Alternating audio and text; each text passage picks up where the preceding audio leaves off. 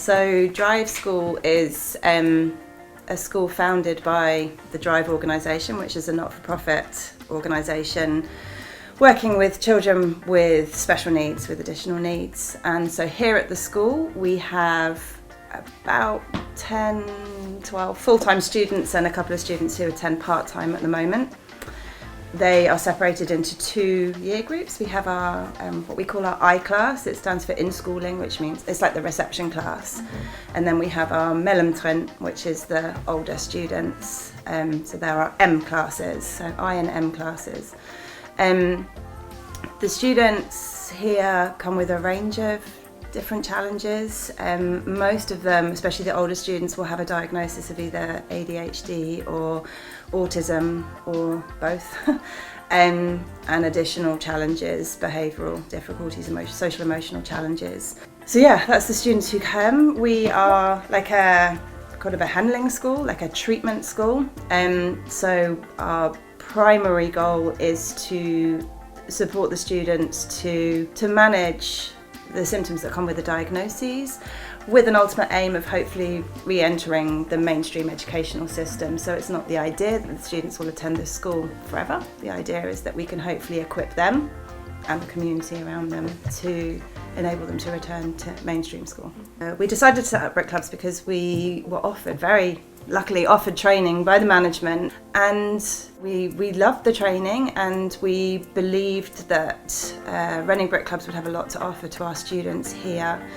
Obviously we're a school full of Lego in a town full of Lego, so that seemed to make a lot of sense.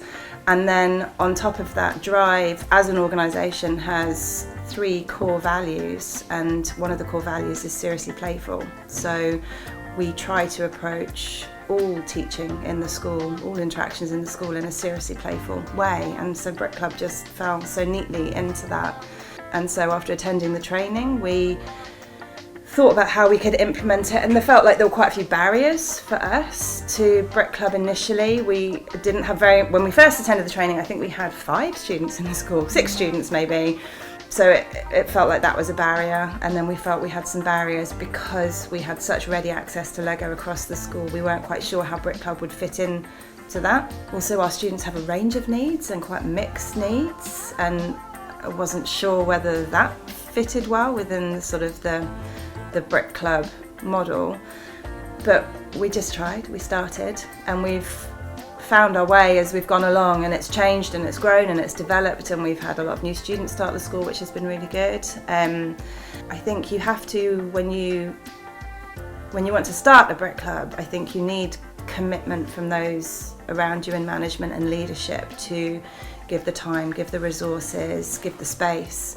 I think without that, it would be very hard to get a Brick Club off the ground.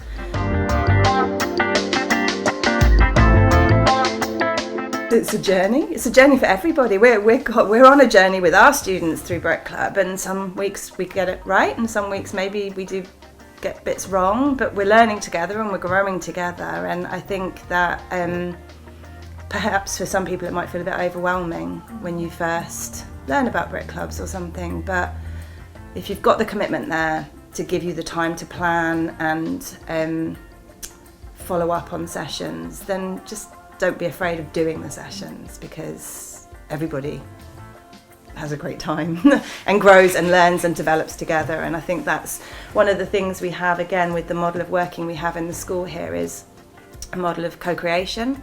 So it's really important to us that the students are really involved in Brick Club as well, so that they have an opportunity to say how they think it should go, or what we're going to do this session, or how do they want to set build today. Do they want us to become involved and do it with them, or do they want to do it by themselves? So we're co-creating Brick Club as we go.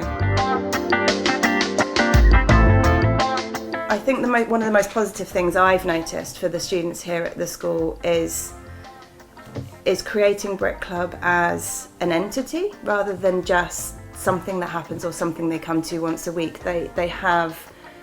It's more than that for them, and I think it's partly to do with the fact we have this dedicated space, but it's a real thing. It's not just a once a week I go along and build a Lego set. It has meaning for them beyond that, and they feel ownership of it, and they feel that we that we want to do things with them that are outside the norm a little bit.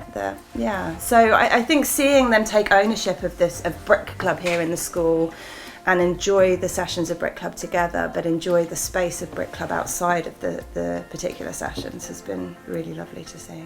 Every day we're surprised at how the students do and how they manage and the new skills they show and the way that they communicate and cooperate.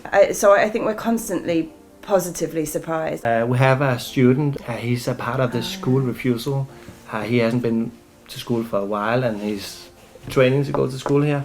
And we had Brick Club day and we invited him in here to see how it was, and he came in. It was very difficult for him because he could see himself. That's how I feel. I know completely how that is. I didn't want to build with someone else in the beginning, and I feel like it's difficult to be flexible, and it was amazing. I was just like... We know they like it. Yeah. Like, we know they like it, and they have told us that it's the second best lesson after esports in the school.